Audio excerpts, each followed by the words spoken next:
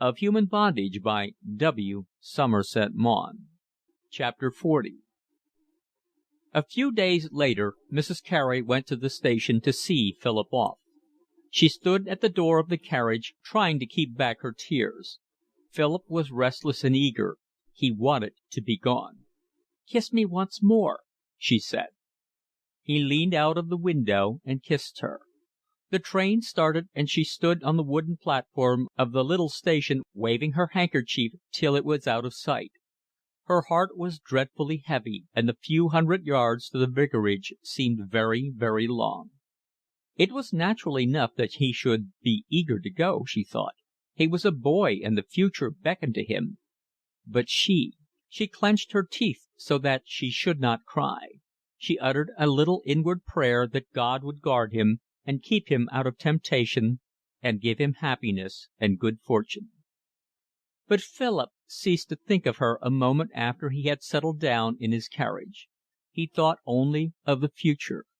He had written to Mrs. Otter, the massiere to whom Hayward had given him an introduction, and had in his pocket an invitation to tea on the following day. When he arrived in Paris, he had his luggage put on a cab, and trundled off slowly through the gay streets, over the bridge, and along the narrow ways of the Latin Quarter. He had taken a room at the Hôtel des Deux Écoles, which was in a shabby street off the Boulevard du Montparnasse. It was convenient for Amitrano's school, at which he was going to work. A waiter took his box up 5 flights of stairs, and Philip was shown into a little room, fusty from unopened windows, the greater part of which was taken up by a large wooden bed with a canopy over it of red rep. There were heavy curtains on the windows of the same dingy material. The chest of drawers served also as a washing stand. And there was a massive wardrobe of the style which is connected with the good King Louis Philippe. The wall-paper was discoloured with age. It was dark grey, and there could be vaguely seen on it garlands of brown leaves. To Philip the room seemed quaint and charming. Though it was late, he felt too excited to sleep, and, going out, made his way into the boulevard and walked towards the light. This led him to the station, and the square in front of it, vivid with arc lamps, noisy with the yellow trams that seemed to cross it in all directions, made him laugh aloud with joy. There were cafes all round, and by chance, thirsty and eager to get a nearer sight of the crowd, Philip installed himself at a little table outside the Café de Versailles.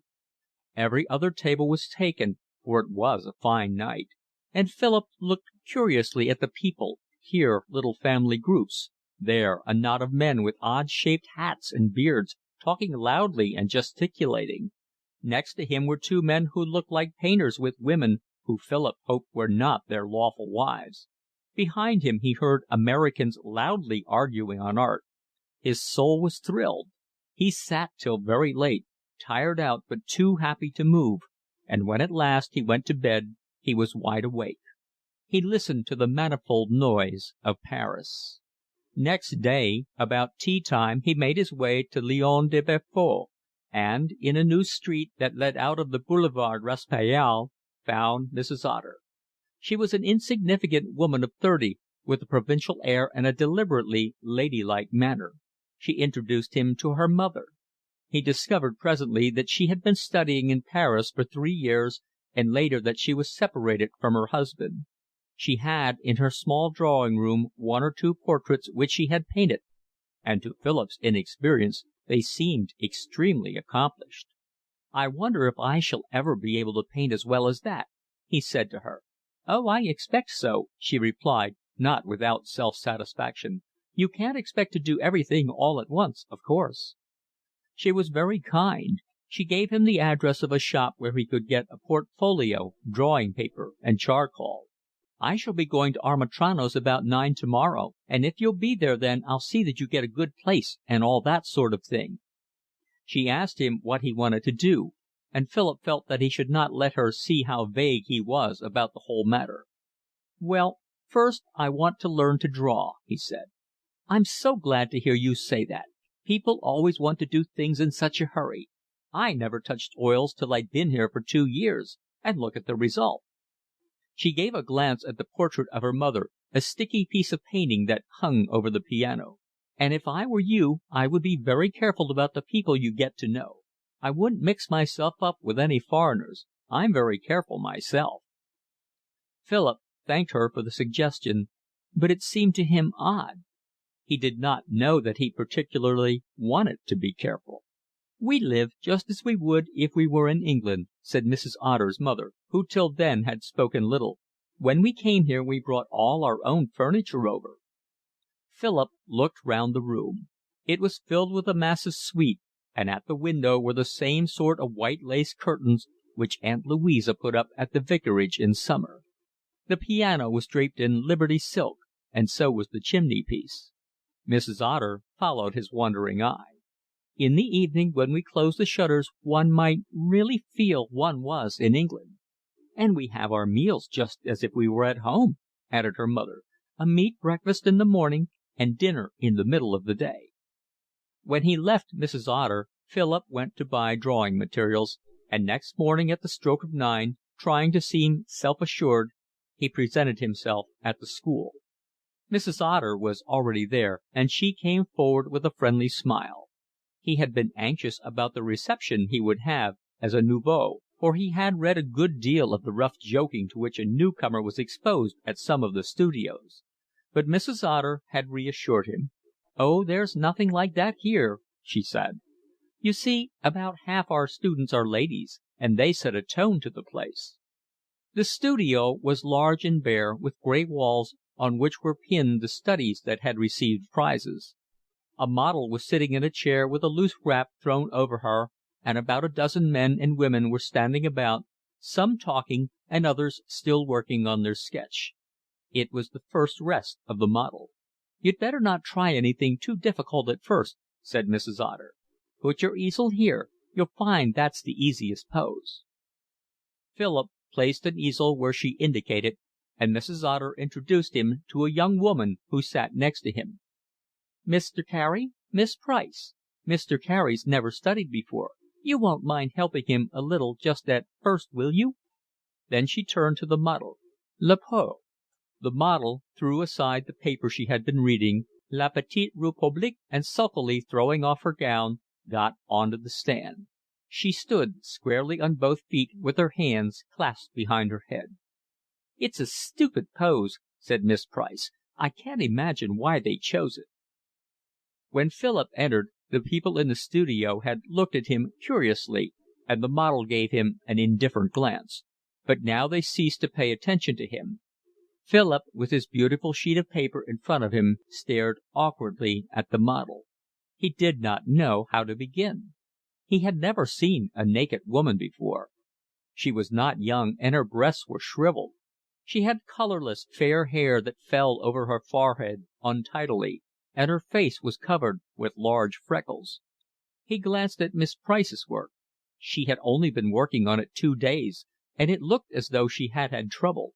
Her paper was in a mess from constant rubbing out, and to Philip's eyes the figure looked strangely distorted. "I should have thought I could do as well as that," he said to himself. He began on the head, thinking that he would work slowly downwards, but he could not understand why he found it infinitely more difficult to draw a head from the model than to draw one from his imagination. He got into difficulties. He glanced at Miss Price. She was working with vehement gravity. Her brow was wrinkled with eagerness, and there was an anxious look in her eyes. It was hot in the studio, and drops of sweat stood on her forehead.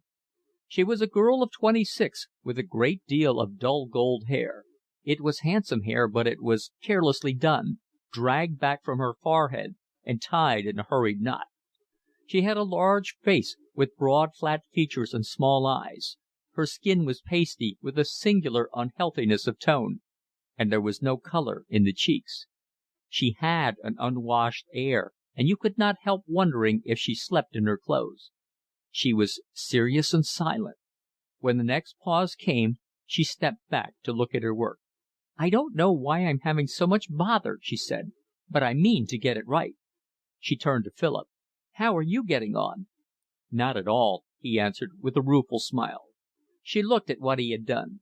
You can't expect to do anything that way. You must take measurements, and you must square out your paper." She showed him rapidly how to set about the business. Philip was impressed by her earnestness, but repelled by her want of charm. He was grateful for the hints she gave him, and set to work again. Meanwhile, other people had come in, mostly men, for the women always arrived first, and the studio, for the time of year (it was early yet), was fairly full. Presently there came in a young man with thin black hair, an enormous nose, and a face so long that it reminded you of a horse. He sat down next to Philip and nodded across him to Miss Price. "You're very late," she said. "Are you only just up?" "It was such a splendid day, I thought I'd lie in bed and think how beautiful it was out." Philip smiled, but Miss Price took the remark seriously. "That seems a funny thing to do. I should have thought it would be more to the point to get up and enjoy it." "The way of the humorist is very hard," said the young man gravely. He did not seem inclined to work. He looked at his canvas. He was working in colour, and had sketched in the day before the model who was posing. He turned to Philip. "Have you just come out from England?" "Yes." "How did you find your way to Amitrano's?" "It was the only school I knew of." "I hope you haven't come with the idea that you will learn anything here which will be of the smallest use to you." "It's the best school in Paris," said Miss Price. "It's the only one where they take art seriously." "Should art be taken seriously?" the young man asked, and since Miss Price replied only with a scornful shrug, he added, "But the point is, all schools are bad. They are academical, obviously. Why this is less injurious than most is that the teaching is more incompetent than elsewhere, because you learn nothing." "But why'd you come here, then?" interrupted Philip. "I see the better course, but do not follow it. Miss Price, who is cultured, will remember the Latin of that." "I wish you would leave me out of your conversation, Mr. Clutton," said Miss Price brusquely. "The only way to learn to paint," he went on imperturbable, "is to take a studio, hire a model, and just fight it out for yourself." "That seems a simple thing to do," said Philip. "It only needs money," replied Clutton. He began to paint, and Philip looked at him from the corner of his eye. He was long and desperately thin. His huge bones seemed to protrude from his body. His elbows were so sharp that they appeared to jut out through the arms of his shabby coat. His trousers were frayed at the bottom, and on each of his boots was a clumsy patch. Miss Price got up and went over to Philip's easel. "If Mr. Clutton will hold his tongue for a moment, I'll just help you a little," she said. "Miss Price dislikes me because I have humour," said Clutton, looking meditatively at his canvas, "but she detests me because I have genius." He spoke with solemnity, and his colossal misshapen nose made what he said very quaint.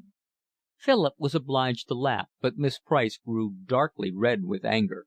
"You're the only person who has ever accused you of genius." "Also, I am the only person whose opinion is of the least value to me." Miss Price began to criticize what Philip had done. She talked glibly of anatomy and construction, planes and lines, and of much else which Philip did not understand. She had been at the studio a long time and knew the main points which the masters insisted upon, but though she could show what was wrong with Philip's work, she could not tell him how to put it right. "It's awfully kind of you to take so much trouble with me," said Philip. "Oh, it's nothing," she answered, flushing awkwardly. "People did the same for me when I first came. I'll do it for anyone." "Miss Price wants to indicate that she is giving you the advantage of her knowledge from a sense of duty rather than on account of any charms of your person," said Clutton.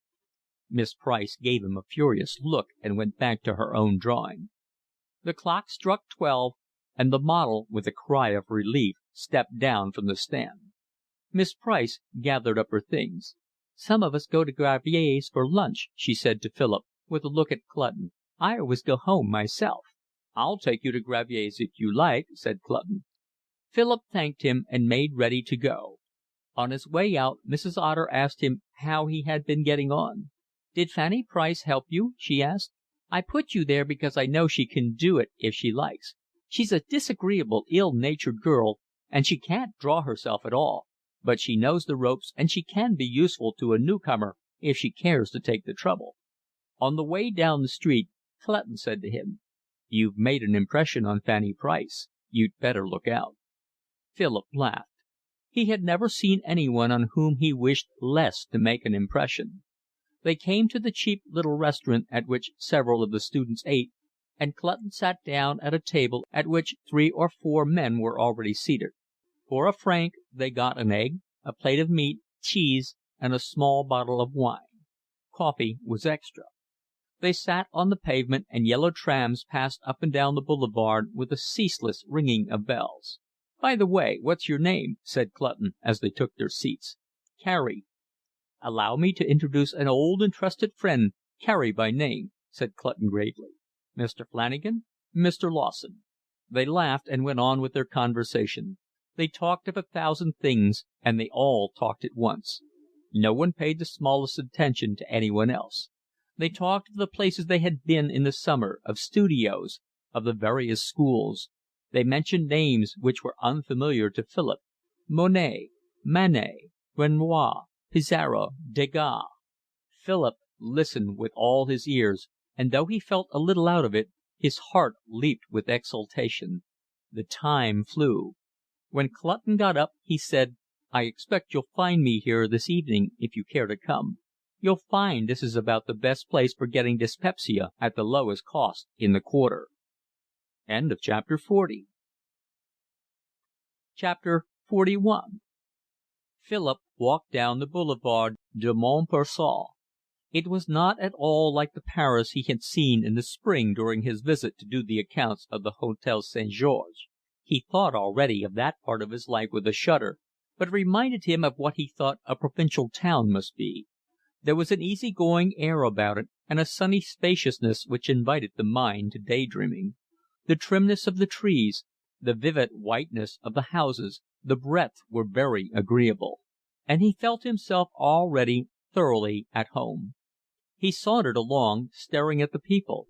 There seemed an elegance about the most ordinary: workmen with their broad red sashes and their wide trousers, little soldiers in dingy, charming uniforms. He came presently to the Avenue de l'Observatoire, and he gave a sigh of pleasure at the magnificent yet so graceful vista. He came to the gardens of the Luxembourg. Children were playing, nurses with long ribbons walked slowly 2 by 2, busy men passed through with satchels under their arms, youths strangely dressed. The scene was formal and dainty. Nature was arranged and ordered, but so exquisitely that nature unordered and unarranged seemed barbaric. Philip was enchanted. It excited him to stand on that spot of which he had read so much.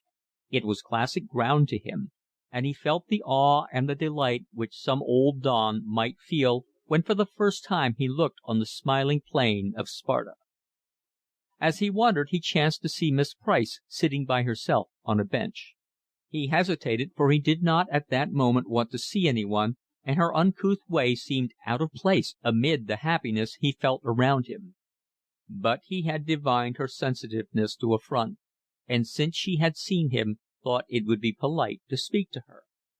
"What are you doing here?" she said as he came up. "Enjoying myself, aren't you?"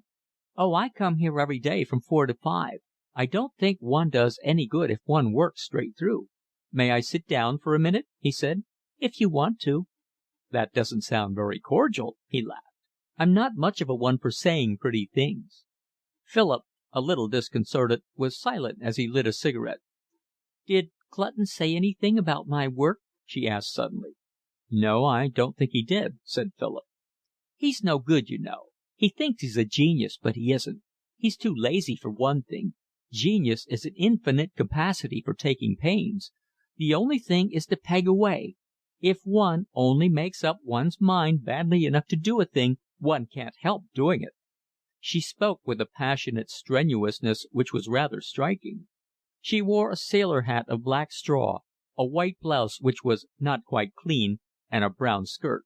She had no gloves on, and her hands wanted washing. She was so unattractive that Philip wished he had not begun to talk to her. He could not make out whether she wanted him to stay or go. "I'll do anything I can for you," she said all at once, without reference to anything that had gone before. "I know how hard it is." "Thank you very much," said Philip. Then in a moment, "Won't you come and have tea with me somewhere?" She looked at him quickly and flushed. When she reddened, her pasty skin acquired a curiously mottled look, like strawberries and cream that had gone bad. "No, thanks. What d'you think I want tea for? I've only just had lunch." "I thought it would pass the time," said Philip. "If you find it long, you needn't bother about me, you know. I don't mind being left alone." At that moment two men passed in brown velveteens, enormous trousers, and Basque caps. They were young, but both wore beards. "I say, are those art students?" said Philip. "They might have stepped out of the Vie de Boheme." "They're Americans," said Miss Price scornfully. "Frenchmen haven't worn things like that for 30 years, but the Americans from the Far West buy those clothes and have themselves photographed the day after they arrive in Paris. That's about as near art as they ever get. But it doesn't matter to them, they've all got money." Philip liked the daring picturesqueness of the American's costume. He thought it showed the romantic spirit. Miss Price asked him the time. "I must be getting along to the studio," she said. "Are you going to the sketch classes?" Philip did not know anything about them, and she told him that from 5 to 6 every evening a model sat, from whom anyone who liked could go and draw at the cost of 50 centimes. They had a different model every day, and it was very good practice. "I don't suppose you're good enough yet for that. You'd better wait a bit." "I don't see why I shouldn't try. I haven't got anything else to do." They got up and walked to the studio. Philip could not tell from her manner whether Miss Price wished him to walk with her or preferred to walk alone. He remained, from sheer embarrassment, not knowing how to leave her. But she would not talk. She answered his questions in an ungracious manner. A man was standing at the studio door with a large dish into which each person, as he went in, dropped his half-franc. The studio was much fuller than it had been in the morning, and there was not the preponderance of English and Americans. Nor were women there in so large a proportion. Philip felt the assemblage was more the sort of thing he had expected. It was very warm, and the air quickly grew fetid. It was an old man who sat this time, with a vast grey beard, and Philip tried to put into practice the little he had learned in the morning. But he made a poor job of it. He realised that he could not draw nearly as well as he thought. He glanced enviously at one or two sketches of men who sat near him, and wondered whether he would ever be able to use the charcoal with that mastery. The hour passed quickly. Not wishing to press himself upon Miss Price, he sat down at some distance from her, and at the end, as he passed her on his way out, she asked him brusquely how he had got on. "Not very well," he smiled. "If you'd condescended to come and sit near me, I could have given you some hints. I suppose you thought yourself too grand." "No, it wasn't that. I was afraid you'd think me a nuisance. When I do that, I'll tell you sharp enough." Philip saw that in her uncouth way she was offering him help. "Well, tomorrow I'll just force myself upon you." "I don't mind," she answered. Philip went out and wondered what he should do with himself till dinner. He was eager to do something characteristic. Absinthe, of course, it was indicated, and so, sauntering towards the station, he seated himself outside a café and ordered it. He drank with nausea and satisfaction. He found the taste disgusting, but the moral effect magnificent. He felt every inch an art student. And since he drank on an empty stomach, his spirits presently grew very high. He watched the crowds and felt all men were his brothers. He was happy. When he reached Gravier's, the table at which Clutton sat was full, but as soon as he saw Philip limping along, he called out to him. They made room. The dinner was frugal, a plate of soup, a dish of meat, fruit, cheese, and half a bottle of wine. But Philip paid no attention to what he ate. He took note of the men at the table. Flanagan was there again. He was an American, a short, snub-nosed youth with a jolly face and a laughing mouth. He wore a Norfolk jacket of bold pattern, a blue stock round his neck, and a tweed cap of fantastic shape. At that time Impressionism reigned in the Latin Quarter, but its victory over the older schools was still recent, and Carolus Duran, Bouguereau, and their like were set up against Manet, Monet, and Degas. To appreciate these was still a sign of grace. Whistler was an influence strong with the English and his compatriots, and the discerning, collected Japanese prince. The old masters were tested by new standards. The esteem in which Raphael had been for centuries held was a matter of derision to wise young men. They offered to give all his works for Velasquez, head of Philip IV, in the National Gallery. Philip found that a discussion on art was raging. Lawson, whom he had met at luncheon, sat opposite to him. He was a thin youth with a freckled face and red hair. He had very bright green eyes. As Philip sat down he fixed them on him and remarked suddenly: Raphael was only tolerable when he painted other people's pictures. When he painted Peruginos or Pinturicchios he was charming. When he painted Raphaels he was, with a scornful shrug, Raphael. Lawson spoke so aggressively that Philip was taken aback, but he was not obliged to answer because Flanagan broke in impatiently. "Oh, to hell with art," he cried. "Let's get ginny." "You were ginny last night, Flanagan," said Lawson. "Nothing to what I mean to be tonight," he answered. "Fancy being in Paris and thinking of nothing but art all the time." He spoke with a broad Western accent. "My, it is good to be alive." He gathered himself together and then banged his fist on the table. "To hell with art, I say." "You not only say it, but you say it with tiresome iteration," said Clutton severely. There was another American at the table. He was dressed like those fine fellows whom Philip had seen that afternoon in the Luxembourg. He had a handsome face, thin, ascetic, with dark eyes. He wore his fantastic garb with the dashing air of a buccaneer. He had a vast quantity of dark hair which fell constantly over his eyes, and his most frequent gesture was to throw back his head dramatically to get some long wisp out of the way. He began to talk of the Olympia by Manet, which then hung in the Luxembourg. "I stood in front of it for an hour today, and I tell you it's not a good picture." Lawson put down his knife and fork. His green eyes flashed fire, he gasped with rage, but he could be seen imposing calm upon himself. "It's very interesting to hear the mind of the untutored savage," he said. "Will you tell us why it isn't a good picture?" Before the American could answer, someone else broke in vehemently. "Do you mean to say you can look at the painting of that flesh and say it's not good?" "I don't say that. I think the right breast is very well painted." "The right breast be damned," shouted Lawson. "The whole thing's a miracle of painting." He began to describe in detail the beauties of the picture, but at this table at Gravier's they who spoke at length spoke for their own edification. No one listened to him. The American interrupted angrily. "You don't mean to say you think the head's good?" Lawson, white with passion now, began to defend the head, but Clutton, who had been sitting in silence with a look on his face of good-humored scorn, broke in. "Give him the head. We don't want the head. It doesn't affect the picture." "All right, I'll give you the head," cried Lawson. "Take the head and be damned to you." "What about the black line?" cried the American, triumphantly pushing back a wisp of hair which nearly fell in his soup. "You don't see a black line round objects in nature." "Oh, God, send down fire from heaven to consume the blasphemer," said Lawson. "What has nature got to do with it? No one knows what's in nature and what isn't. The world sees nature through the eyes of the artist. Why, for centuries it saw horses jumping a fence with all their legs extended, and by heaven, sir, they were extended.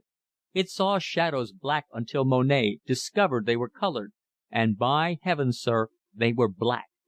If we choose to surround objects with a black line, the world will see the black line, and there will be a black line.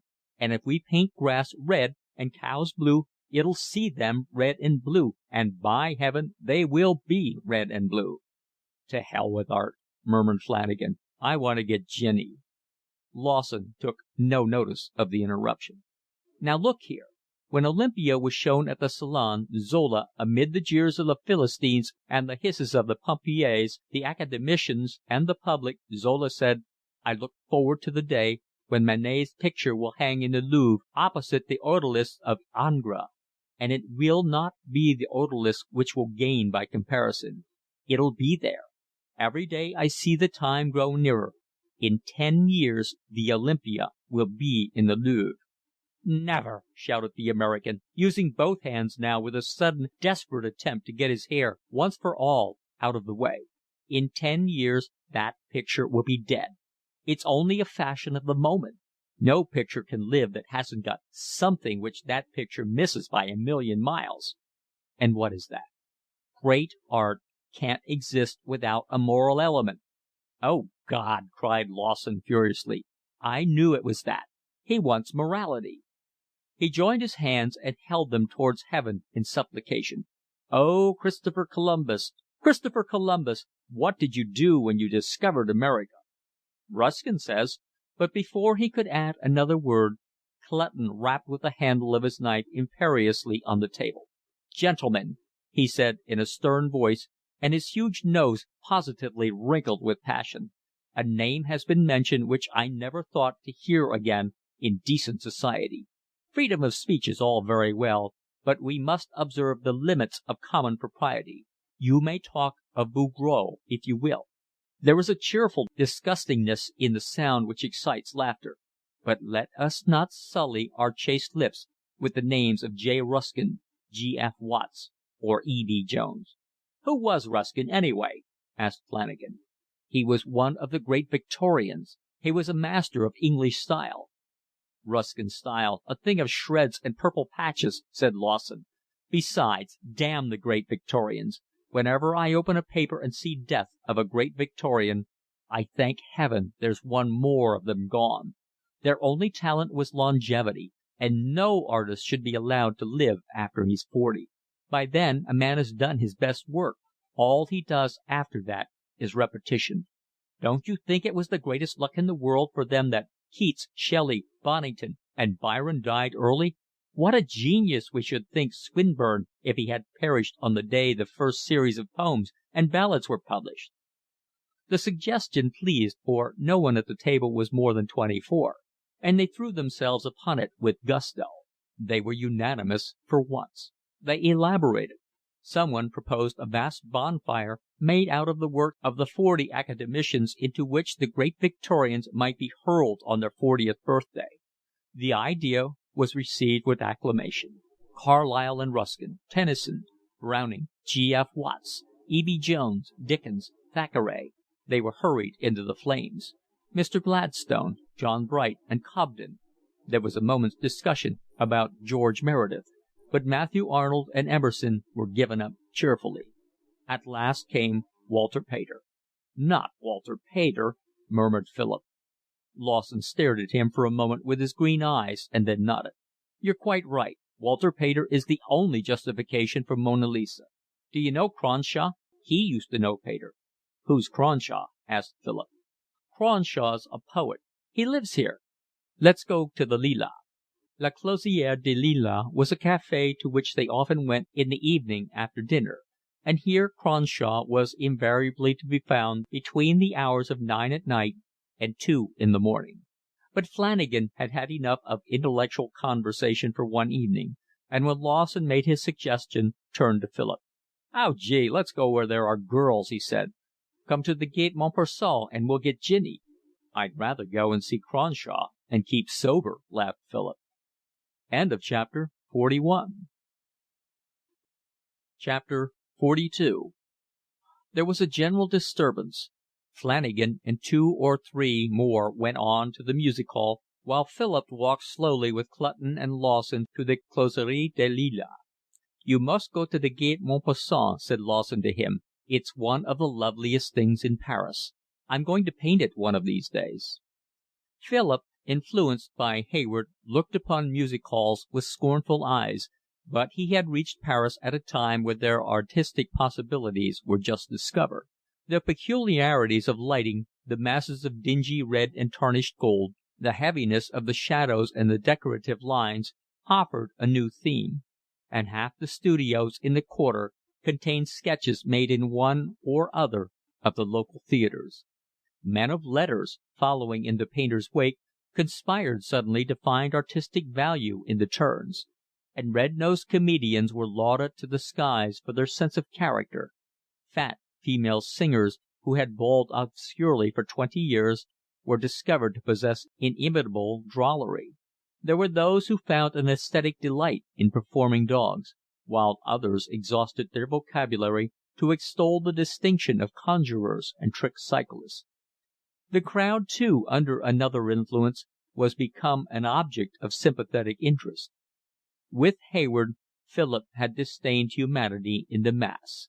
He adopted the attitude of one who wraps himself in solitariness and watches with disgust the antics of the vulgar. But Clutton and Lawson talked of the multitude with enthusiasm.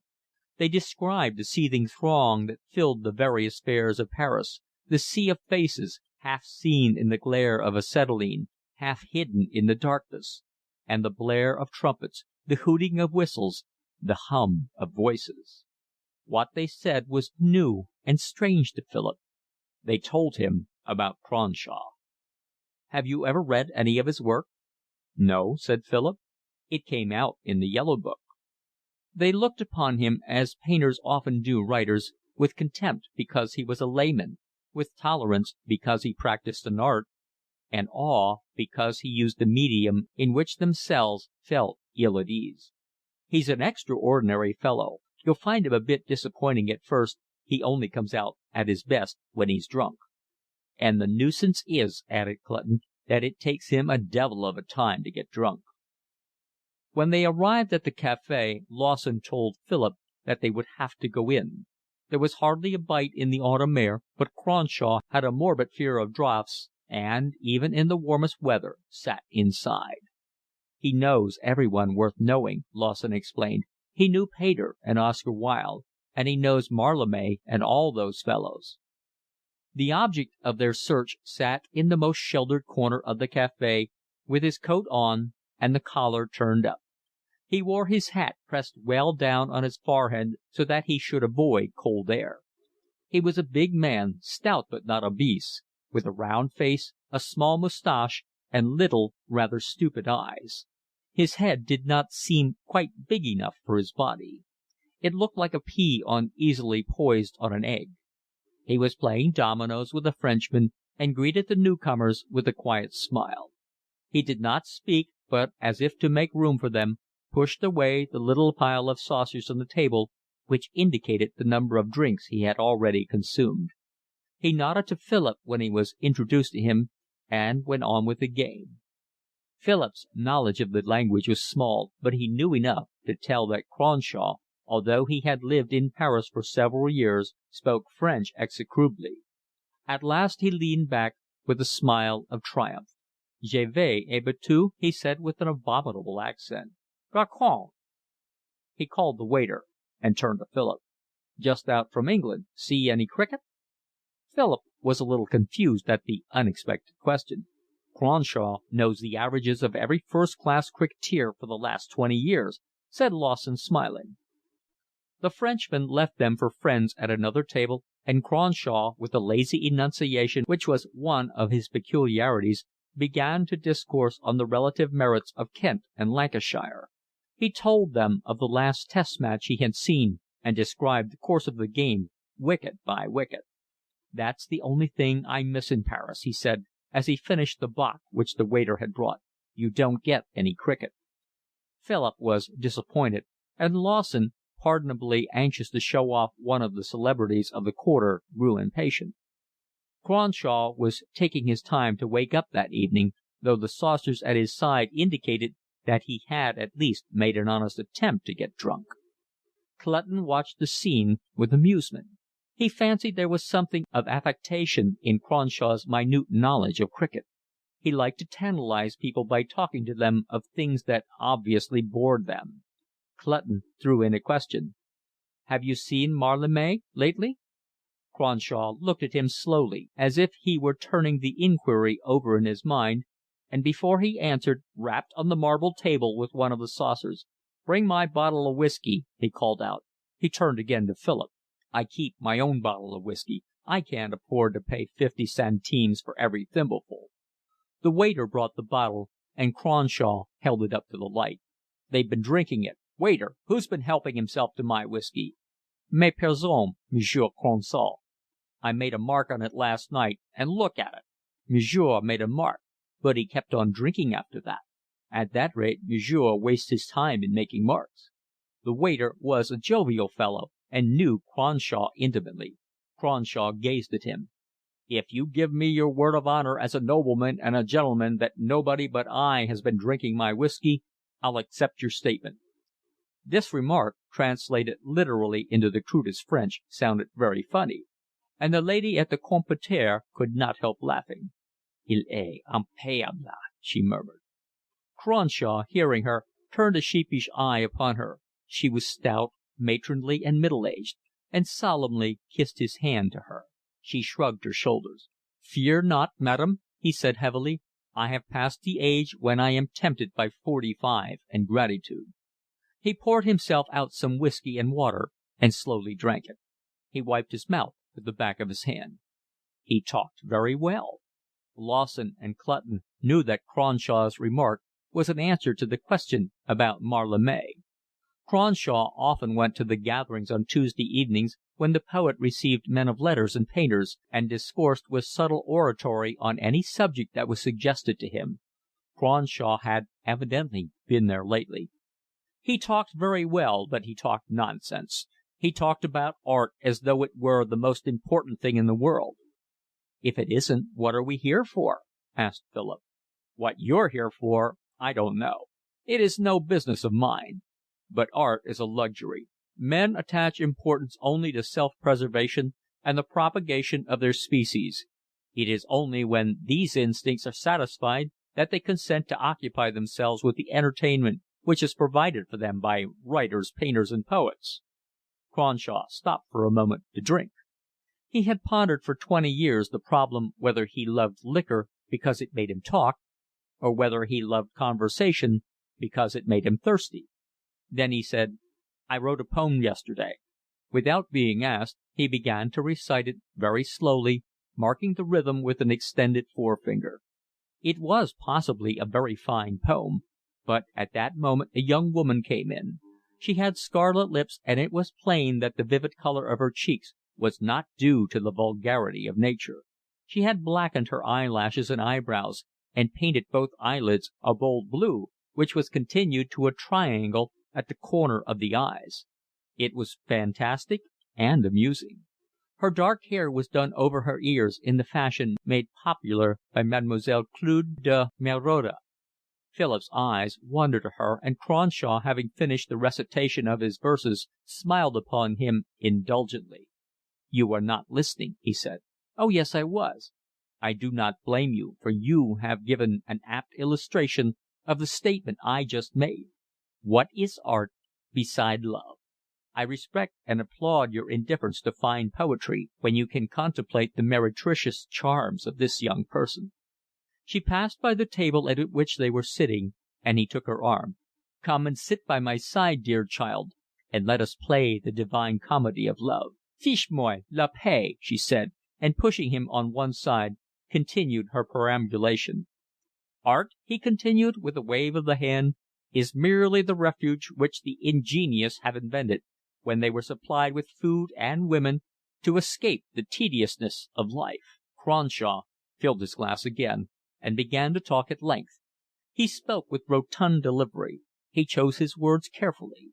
He mingled wisdom and nonsense in the most astounding manner, gravely making fun of his hearers at one moment, and at the next playfully giving them sound advice. He talked of art and literature and life.